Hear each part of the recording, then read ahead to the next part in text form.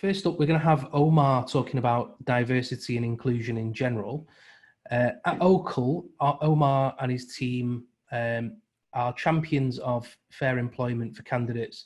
And what they try and do is help to create diverse teams and inclusive workplaces for companies. There is going to be an opportunity to ask Omar questions following his talk. So please make sure you do ask them and put them in the text box. And we'll do that before we introduce Meredith to talk about diversity and inclusion in cybersecurity. So Omar, if you're ready to go, I'll let you take it away. Hello everyone, Omar Javaid. I'm the founder and director of Ochul Jobs. Today obviously going to be talking, as Burhan mentioned, about diversity and inclusion in cyber tech, which is the name, and I'm going to be touching on more the generic points around diversity and inclusion, just to clarify any confusion. Ono is the training arm of Ochul Jobs, so that's why you'll see that brand in there. So just to get started, what is diversity? Diversity, just reading off the slide directly, diversity is an exploration of differences within different groups of people. What's really important about this is diversity can really relate to anything, and the most important part is that each group of people is unique. The most spoken about group of diversity is the identity side of it. So we're talking about the different gender, different races, different religions. So within the larger organizations, you'll see different employee relationship groups, such as BAME relationship group, gender relationship groups. Going into further groups of identity, they can involve age, sexual orientation, cultural background, even veterans, homeless people, homeless people, and going into vets as well. Sorry, that's something just... Another part of diversity is the cognitive skills and the personality traits. These are really where you attach the benefit to your company.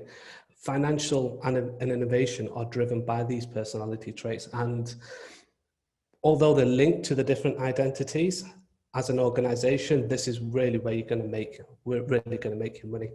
And the goal for all organizations is to have a diverse team which reflects society. With regards to diversity, it's very easy to define, and it's very easy to define and subjective.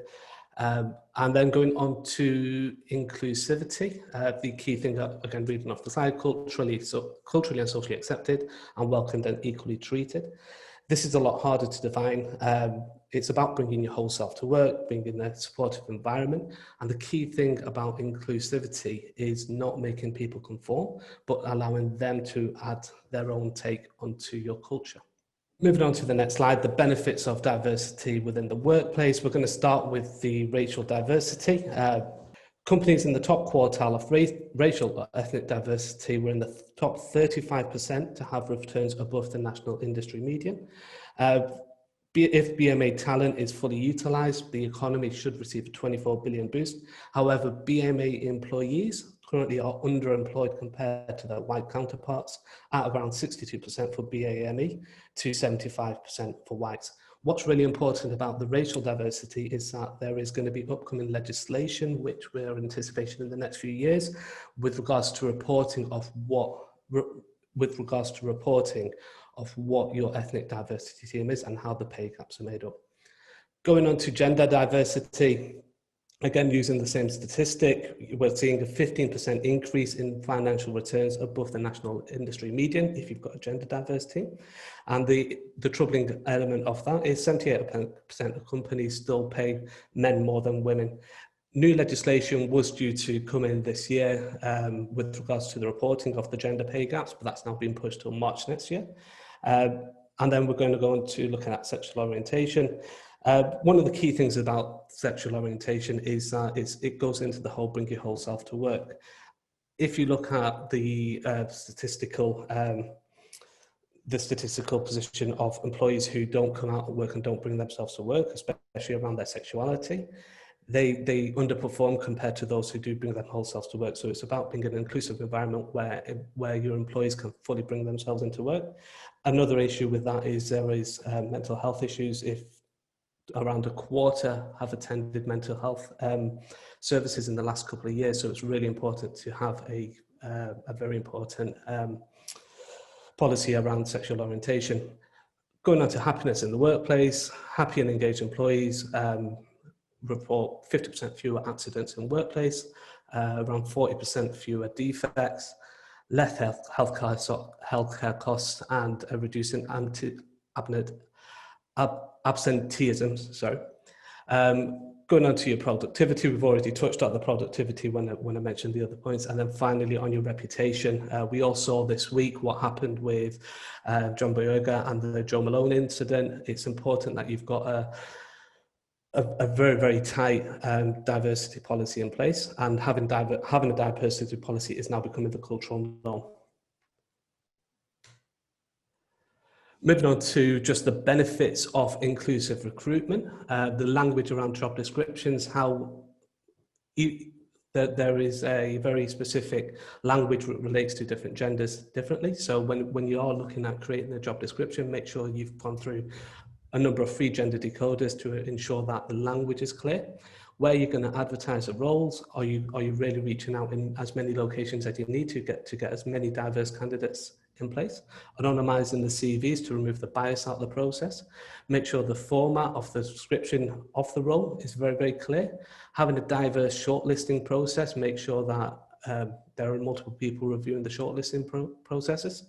Inclusive interviews, having multiple people in an interview, having it defined before you move in. And then on to onboarding as well. Have you got an inclusive onboarding process? You don't want to be in a position where candidates you don't want to be in a position where attrition starts up very early in the process.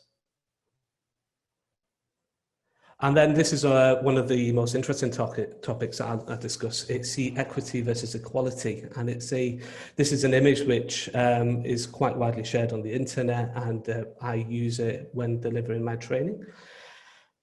Equality is a measure, it's quantifiable, and it's about having everyone having the same amount as the other. When you're dealing with equity, it's about dealing fairly. So people who have different life experiences, have different upbringings, start in a different position when they walk through the door. So equity is about dealing with everyone fairly. The example that we give, the example that I like to see, is a distribution from the government. If the government is going to distribute 150 laptops to every school in the country, the private schools with a bit more money don't need them laptops as much as the schools in the poorest areas. So being equal would mean that every school would get the same amount of laptops. However, if you look into the equity element, the schools in the poorest areas will get more laptops than the schools in the schools in the richest areas. The way that you can implement equity through your workplace is through, do you really require people to have the education that you've implemented? Have you given flexibility around interviews, flexibility around working environments? Are you allowing for people who are caring for older individuals, people who are caring for their children? Have you looked at inclusive calendars? I know a problem that I had when I was working in corporate was every Friday at the same time as my Friday prayers, I used to there was a meeting that I had to attend, which was a compulsory meeting from the organization. It meant that when I was attending that meeting, my productivity dropped because my mind was on, I need to get to prayer straight after the meeting. So have you really been able to understand what your staff are doing and making sure you've made it an inclusive places for them? Yeah, right. So again, Omar, thank you very, very much for that. I've definitely got a firmer understanding of what diversity and inclusion means. I'm really excited to introduce you again, Meredith. For anybody who's joined us later on, I can see some people have gone and others have come through as well, which is great. So for those of you who don't know, Meredith is the Director of Cyber Operations over at Protection Group International. I'd say, I don't know if you want to take the title, but I'd say you're a diversity and inclusion champion yourself. Oh gosh, well, I do my best. And for us especially, I can say I recognise you as a prominent figure within cybersecurity, given what I know about you already. So I initially reached out to Meredith after seeing an incredible article I felt was incredible, and was backed up with some very good resources. I think that is available on the PGI website, and I'll make all the resources available for any of the attendees who want to have a look at any of the original content from Meredith and the team over at PGI as well. Again, please keep your questions coming through. But for now, Meredith, am I all right to hand it over to you? Yes, thank you very much for that very flattering introduction. I'm not sure I'm a real figure within cybersecurity just yet. I do have a number of experiences which I'd like to share with you today, based on my own rather zigzag career towards my current position. First of all, when I was preparing for this talk, I found myself thinking about, well, how diverse is cybersecurity as an industry? And because I'm married to an engineer and I do like data-driven statements, I went looking for some stats together with my terrific comms colleague, Karis from PGI, who's also here today.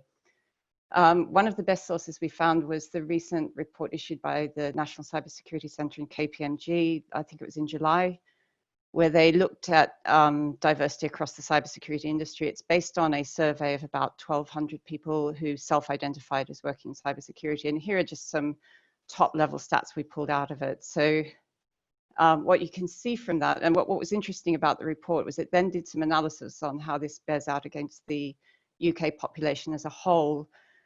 Female representation obviously down. BAME representation, which they expressed as non-white ethnic, is about the same as the rest of the UK workforce. And where you do see some positive differences in the LGBT trans representation, where LGBT trans people who identify as such are actually far more represented within cybersecurity than compared to the UK workforce as a whole. In the UK workforce as a whole, I think it's more like 3%. The other indicator they looked at was social mobility and people from lower socioeconomic backgrounds. That's the indicator for that in the UK is obviously free school meals, and then there's a certain thing around state school graduation as well.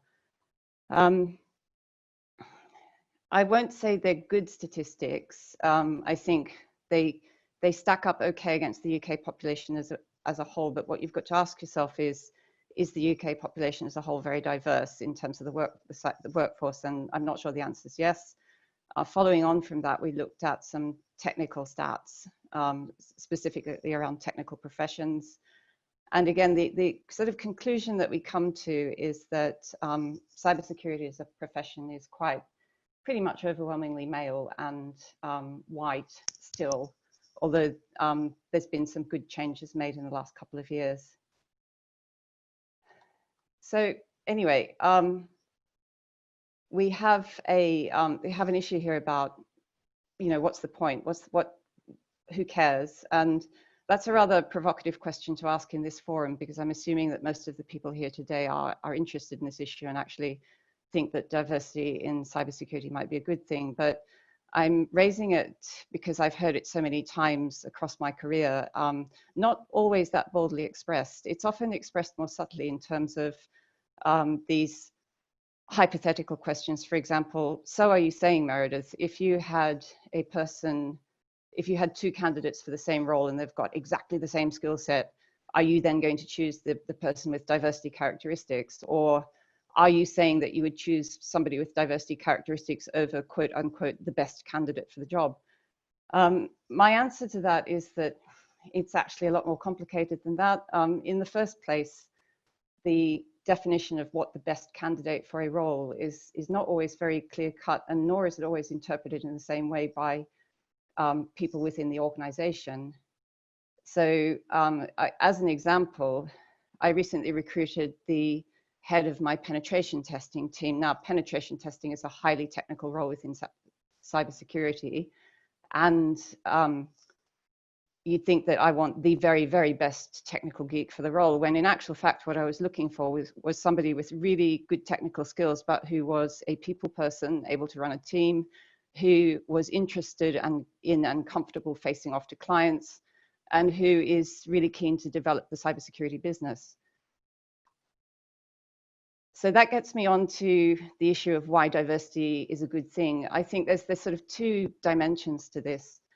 The first is that cybersecurity is the thing that makes, diversity is thing that makes a lot of people feel good in the workplace. So we think of it as an ethical or moral issue. And for me, certainly it is. I want to see more diversity in my workplace because I think it's a good thing in itself. But the other thing, and the reason for the rather terrible title of my talk, it reflects my long time working for the Australian Department of Defence, is that cybersecurity is actually objectively good for your business. And this is, of course, something that Omar alluded to in his talk just now. There's two aspects to this business case for diversity, and the first is creativity and innovation, and the second is company performance. The innovation thing, I mean, for anyone who's worked in cybersecurity for a while, the diversity and the importance for innovation is a no-brainer, because cybersecurity by its nature is about very complex, very quickly changing problems. You've got hackers all over the world seeking to create zero-day exploits to get the latest vector into attack networks. So in that case, I think a good example of that is the incredible quickness with which hackers pivoted towards to take advantage of people's panic and lack of information about the COVID-19 panic. We saw a massive increase in phishing campaigns centered around COVID, for example, within days of the COVID pandemic becoming big news. So Gartner is one of the companies that's shown that diverse workforces are inherently more creative, tend to get more different results towards solving problems, and just do better in terms of the whole creativity aspect. This flows into things like decision making as well. So if you have a more diverse team, you're going to get different pathways towards decisions, and some of those will be things that you might not have thought of. The other half of the business case for diversity is much more black and white, because it's about business performance, and this is where the narrative, if anything, becomes quite stark, because what you see is a definite data correlation between company business performance and how they do economically, and Karis was certainly able to find plenty of stats on this topic, some of which I've got up on the screen for you.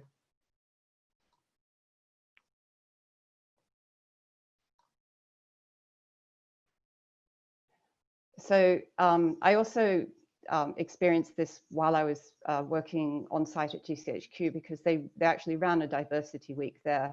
And one of the companies they got in to speak to them about diversity was Atkins. And Atkins has pursued a very strong policy of diverse recruitment. And the point of the Atkins talk was about, this is a business enabler. It's an absolute no-brainer in terms of performance of the company, not just a nice thing to have in itself. So that sort of leads us naturally to the issue of why diverse teams perform better. And it's emphatically not because they're comfortable places to work in.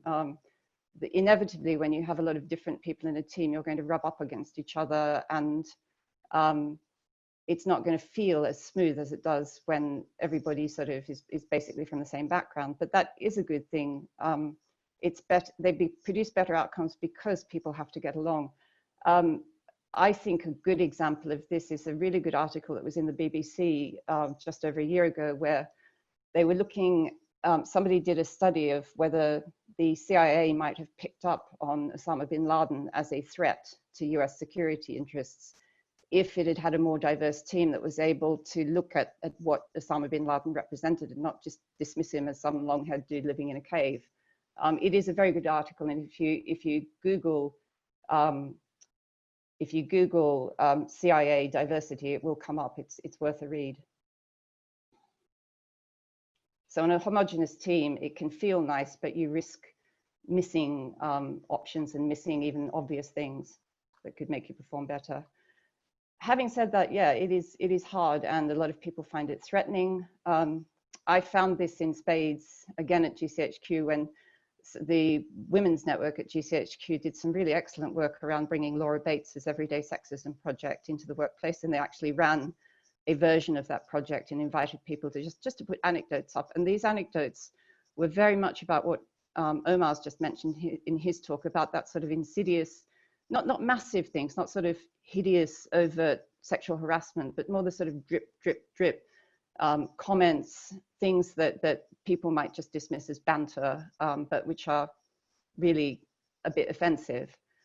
And when I was trying to promote this on my account, the response I most often got was it was a sort of weariness, you know, oh God, do we have to do this again? Like, if it'll get to the point where we can't say anything at work because it's, you know, somebody's going to get offended. Well, my response to that was that I was actually prepared to tolerate a bit less humor, a narrower joke spectrum, if you like, if it meant that other people on the account had a happier and more enjoyable time at work. And the same goes for the standardization issue. Yeah, inclusion does mean less standardization. A good example of that is the sort of profound sense of irritation that I've seen in otherwise quite tolerant people on the use of pronouns, for example, when people specify what pronouns they want to be called, and people go, oh God, that's just a load of rubbish. It means something to the person who wants those pronouns used. And finally, of course, because diversity is sometimes it can feel a bit nebulous, like, are we really succeeding? What are the measures for success? So in terms of how we get there, I think Omar's already covered this really, really well, but my view of it and the view that I'm trying to implement at PGI is to start at the top. My absolute experience across a number of organizations is that this is hard stuff, and if you don't implement it from the top down, it's not going to gain much traction amongst your workforce, because it is easier to keep doing the stuff you've always kept doing. So of course, these are things that Omar's already covered on recruitment. The way we recruit people needs to change if we're going to get a more diverse workforce. But again, this start at the top thing, and this is where, from a gender diversity perspective, certainly PGI is doing okay. We have an executive board of 5, and 3 of those people, the CFO, the head of intelligence, and the head of cyber, are all women. And it's the first time I've worked on a board where there was a majority of women. It's quite a new experience for me. It's great. I've just put up some, Karis has provided me with some more data about how behaviors at the top can be evidenced down below, because behaviors, the way that leadership behaves, evidences what people in the company think is important. It's as simple as that.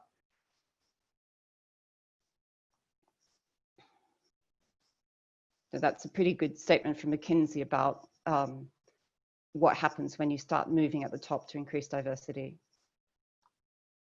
Okay, so to recruitment specifics, certainly changing the wording of job adverts to be more inclusive. We caught one recently where a job advert was written in terms of, we want a ninja for this job. And both I and the director of intelligence thought, oh God, you know, that's going to turn off an awful lot of people. So you have to think hard about the language you use in your job adverts. I would also suggest that not holding hard and fast, looking at aptitude and attitude in some jobs, especially at the lower levels, is more important than degrees and qualifications. I'd certainly put flexible conditions up there. That's a big thing in gender diversity, especially. There's a lot of women who are really, really excellent employees. And I ran a team like this at the Australian Defence Department, where I was working at the Australian equivalent of GCHQ. I had a team that was almost entirely part-time people. So what it actually meant was that I had twice the number of people in the team than would normally be there, because most of them were half-time. And what it meant was that I had twice as much brain power for the same amount of job positions. It was absolutely fantastic, and it worked like a charm. So the other thing I would say is that you need to communicate with your recruitment team.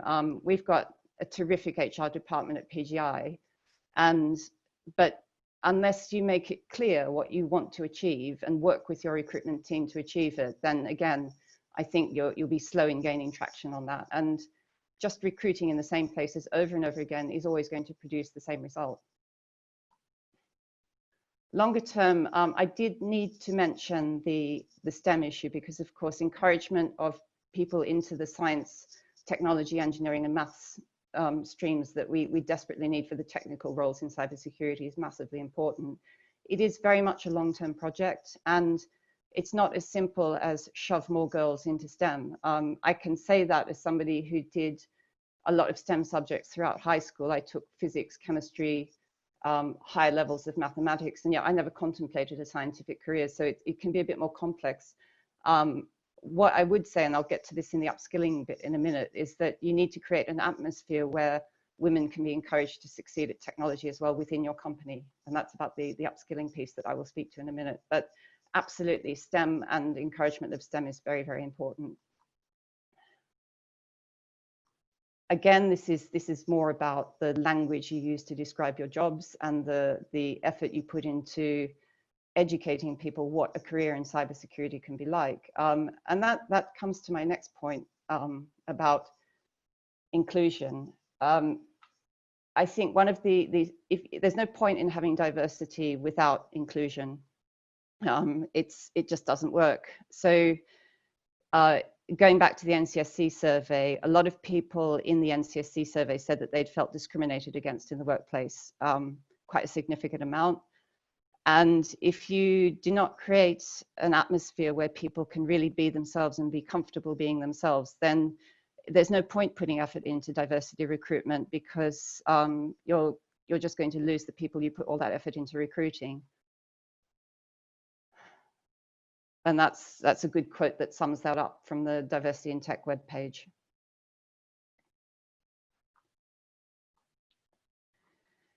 Again, in terms of the inclusion piece, I think you can't overemphasize the importance of the leadership behaviors, because, and by that I mean actual actions, because I've worked in senior teams where if you questioned individuals, they'd say, of course diversity is important, of course people need to feel comfortable at work, but they didn't put any particular effort into ensuring that that was the case, or in requiring behaviors of their people that got us there. And I think mentioning it, communicating it to your staff, making it clear that this is a value of your senior team is extremely important. The other thing, of course, is flexibility in the workplace. And again, Omar has already gone before me in pointing this out. You have to create a place where people can work flexibly, where they can make a contribution that fits around the other things they might have going on in their lives. And this is the whole point, that the national skills pool isn't that diverse yet. We'll get there with the STEM encouragement, but it's still not that diverse. But any employer can still aim to be an attractive employer to that diverse minority. And that, I think that's really important.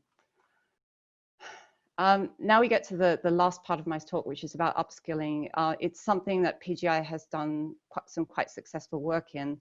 The case study I'd briefly touch upon is that we ran a cybersecurity upskilling program last year, which looked specifically at women in the workplace. It took women who had done absolutely nothing technical in their careers on the basis of an aptitude test. And what the company got out of it was at least 4 or 5 women who went from being non-technical people to quite technical people. The last update I had from that was that one of them became a fully fledged penetration tester and had just completed her first really big penetration test, which was great. You know, it felt that was one of the more satisfying projects that my director of training was involved in recently. He said it was really one of the best things they'd done. And again, that's about looking within your workforce to find people who might be suitable for roles. And of course, the thing is that even technical roles need non-technical skills about 90% of the time. I would say that for PGI, we're a small company, we're about 50, 60 people. So that means that my technical cybersecurity team, for example, is quite small. It's only about 10 people.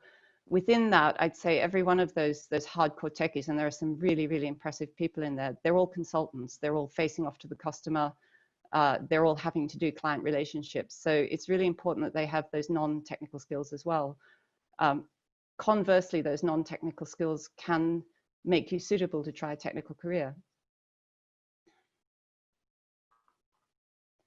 That's about all I've got to say. I'm really sorry. I'm conscious that I rushed through those slides a bit. I'm not a very good presenter in these types of things. I tend to get a bit nervous. But yeah, in conclusion, I would just like to say that yes, diversity really, really matters.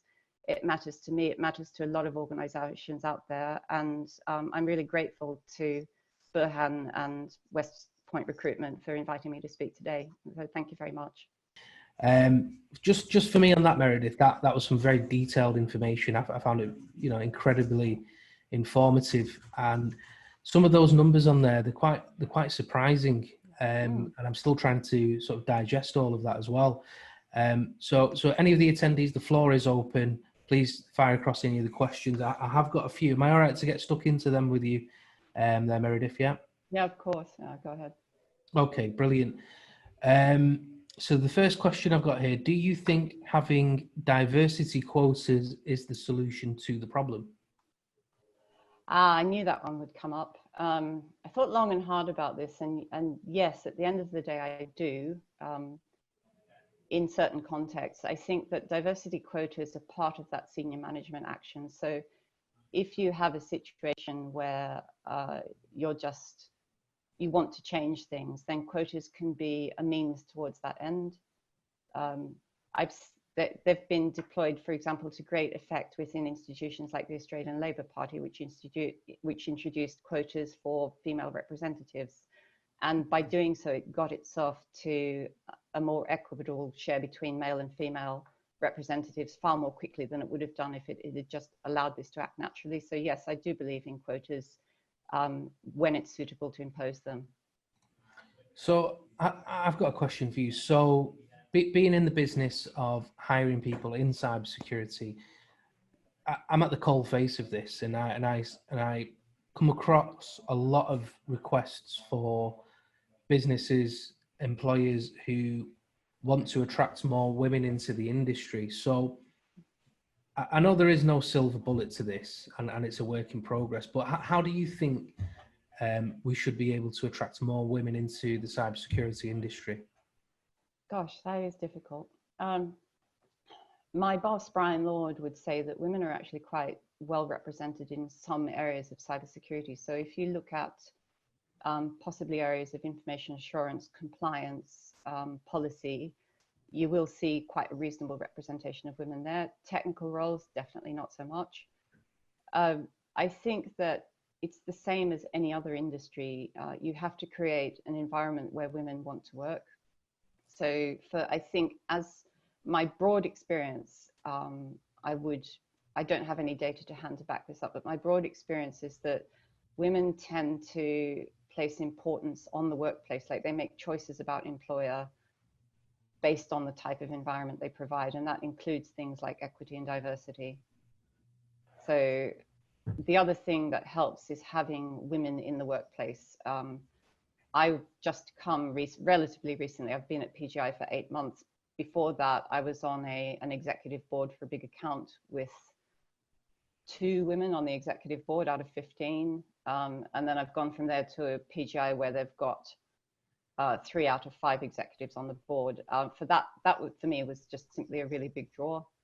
And the fact that PGI generally had so many women. I mean, I did come from a big engineering account, which was a majority engineers, and that cuts back to that STEM thing where there are just fewer female engineers around. But even so, it was a real attraction for me in taking up the job with PGI. Okay, great. So I think we've got the same question or a similar question come through from Natalie. I'm not sure if you can see that in the text panel, Meredith. Attracting diverse candidates. Yes, I'm with Natalie on that. It's something that we are keen to do. Interestingly, before this seminar, I asked my 2 tech leads. They're both chaps. They're lovely. Head of pen testing, chief architect. I asked them if they're in favor of diversity quotas and whether it was an issue for them, and both said emphatically yes. What they did point out was that simply that female techs are really scarce on the ground, that we don't see them that often. So I think in terms of there's something there about the recruitment wording. There's something there about working conditions being flexible around needs, and above all, it's just about making it clear that this is something important to your team's leadership, that they care about it. I think they're the 3 things that I'd emphasize in terms of attracting candidates. In terms of finding them, there's a number of places out there that specialize in this sort of thing. Like where I'm based in Bristol, there's Women's Tech Hub Bristol. It's dedicated to helping technical women. further their careers, and it has a job advertisement section. So that's one option just straight off the top of my head. That's good. I have a question. I can put this to both of you. So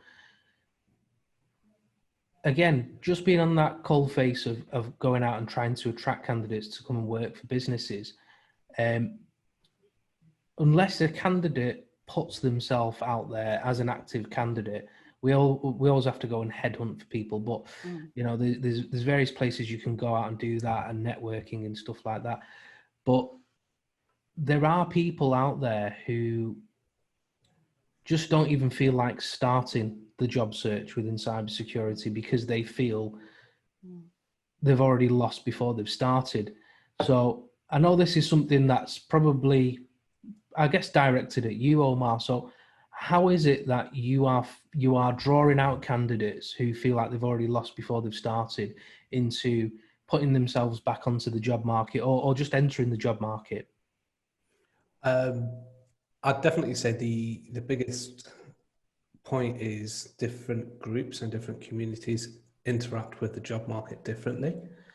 And once you've got that expectation of not everyone's going to be on LinkedIn or whatever, I'm not 100% sure about the speciality within your industry, but once you've got that understanding and expectation that people are interacting with the job market differently, it allows you to be more creative with your approach. So, you know, using local community groups and really looking at what group you're going to be targeting at that moment, and having a very, very specific strategy to finding out where that group interacts with the market, and how where are they collating, where are they getting together and getting in at that point, rather than waiting for them to put themselves out there to what you would say is a normal route to the market, which, you know, could be LinkedIn or whatever it is that you normally see your, well, that's it, isn't it? Candidates. It's the status quo, isn't it? So it's not so much us being reactive to the methods we're using now,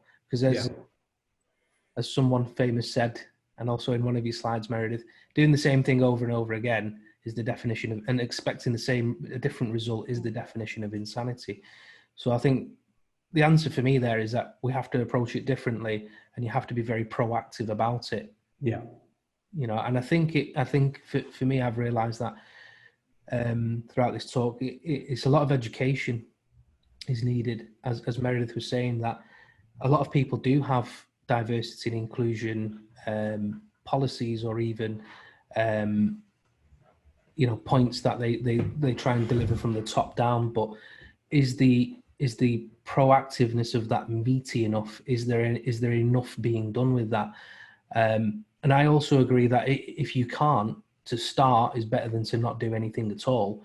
And I think it's a long journey. And I think a lot of businesses, I mean, I'm filling out RFIs almost on a weekly basis that talk about diversity and inclusion and how we, as their recruitment partner, go about that.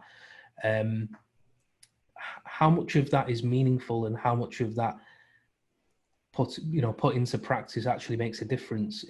For me, it's yet to be seen. I think there's a cross section of this market that is an untapped talent source. You know, whether that's people coming into the market, people in the academic stages of their career looking to get into, you know, technology, cyber, and what have you. I think we've got to start there. You know, that's how I feel about it. I think I may have answered my own question as well.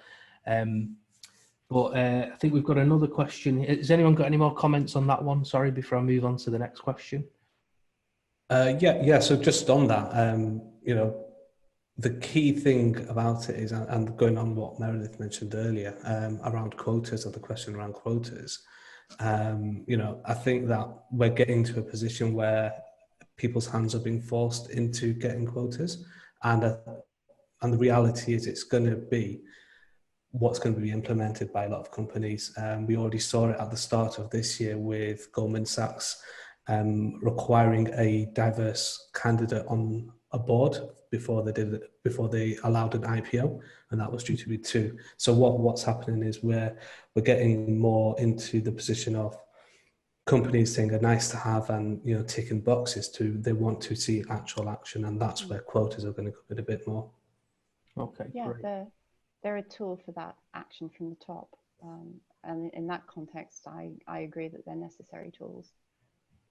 Do you think diversity and inclusion training is a must for all organizations? Yes, I do. In a word, it is a must. GCHQ again did some really interesting work. I obviously didn't participate in it because I was a contractor there, but they got unconscious bias trainer in to look at unconscious bias and how it impacted on recruitment. And that's the emphasis there is on unconscious. People don't know they're being biased. It's a bit like the example that Omar mentioned about touching people's hair without their permission. From the perspective of the toucher, it might be genuine admiration and wanting to convey that, but from the person being touched, it's kind of like, don't do that. So I think it is a must. I'd like to see more of it, and yes, I do think it's a good thing. It should be a must for most organizations. It can't substitute for leadership behavior, though, walking the talk, setting expectations and being vocal about those expectations too. Okay. But it's an important complement to it. Otherwise, it risks becoming just another tick box training exercise.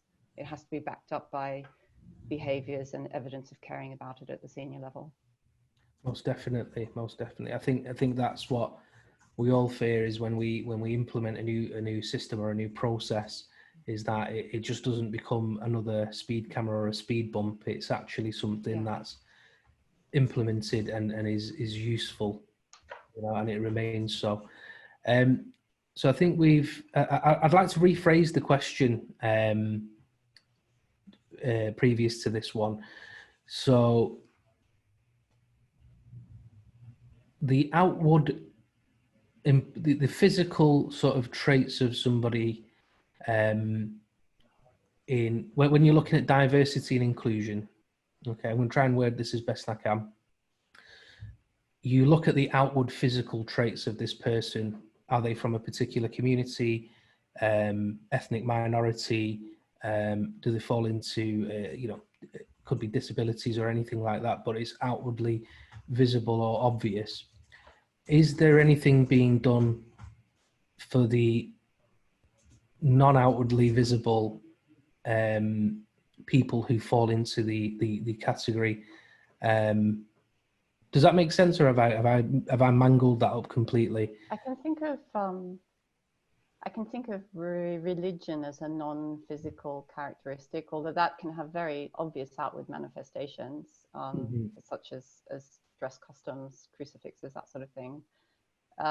Or it could be something maybe like political beliefs or ideology. Political beliefs is a difficult one. I've spent probably well over half my career working either as a civil servant or attached to the civil servant, and there the sort of the rules around political opinions are quite clear. The civil service has to serve the government the day, so that imposes a certain discipline upon people in the workplace around political opinions. It's a tough one. Yeah, I suppose we're edging into the territory of whether people with beliefs that might be offensive to what I believe constitute a minority diversity category. And I have to say, depending on what those beliefs were, I might not tolerate them in my workplace because they might be damaging to the rest of the people in my team. Sure. I mean, seriously damaging in terms of, we're talking quite extreme examples, like to raise a quite controversial one, Holocaust denialism, for example. I don't think that would be a reasonable diversity characteristic, if it is one, to tolerate within my team. I just don't. Yeah, understandably. So I mean, there's the viewpoint that if you put a hard and fast rule out there to not talk about sex, politics, or religion within the workplace, you can't really go wrong. But does Well, that mean you are now brushing something under the carpet, or should we embrace all of those and yeah, talk about them? that's a really good one. Just before I left the GCHQ environment, I got involved with its Straight Allies group, and it was addressing precisely that issue where there's a difference, for example, between LGBT people being tolerated in the workplace and LGBT people and trans people being able to absolutely be themselves in the workplace. I experienced this firsthand with a young member of staff who was experimenting with the notion of transitioning. And while his engineering chums were quite tolerant of it, he was still really, really worried about issues of dress at work, wearing nail polish to work. So I did write a blog about it in which I said that I found that English people in the workplace generally tended to enjoy the fact that I was Australian, and in a nice sort of way encouraged me to ham it up, you know, make references to Steve Irwin and crocodiles and always poisonous spiders and sharks and stuff like that always comes up. But I said, what I basically said was, wouldn't it be nice if everybody who had, you know, had something that was intrinsic to their identity, whatever it was able to be that person in the workplace without worrying about what people would think, or without worrying about making people uncomfortable. And that's always the thing that comes up. You can't be yourself because it might make other people uncomfortable. So yeah, it's a tricky one. But yeah, I think it's a relevant issue to consider, certainly. Definitely, most definitely. So I think we've answered all questions. Have we got another one come through there? I think we've covered that one. Yeah. Sorry, that's Adam, who behind the scenes is making things work. So yeah, shout out to Adam, by the way, and also to Karis as well. So I think we've covered all the questions in here right now. Is there anything that either of the hosts would like to add to this before we bring it to a close? Not for me. I think it's been really interesting. I really enjoyed Meredith's presentation, and again, thank you to Berhan and Adam for putting this together. Yeah. Okay. Brilliant. So thanks again, guys, for your time. I really appreciate all the effort that's been put into it. Thank you very much, Karis, the person behind some of the slides, I believe, today, and also to Adam as well. Adam will be making the recording available. It will get sent out to all of the attendees. If there's any other questions that you felt that were unanswered, please do email them across to us, and we'll see if we can get back in touch with Meredith or Omar, who I hope will be happy to help.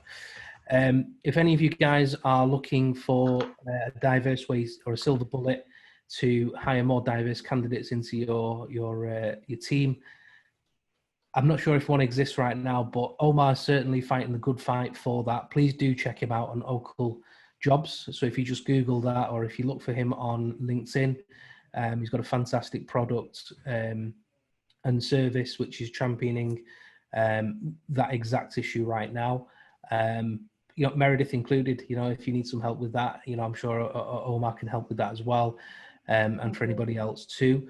Thanks once again, guys, and I'll bring that to a close. Have a good afternoon. Thank you. Cheers. Thanks, Omar. Bye. Thank you.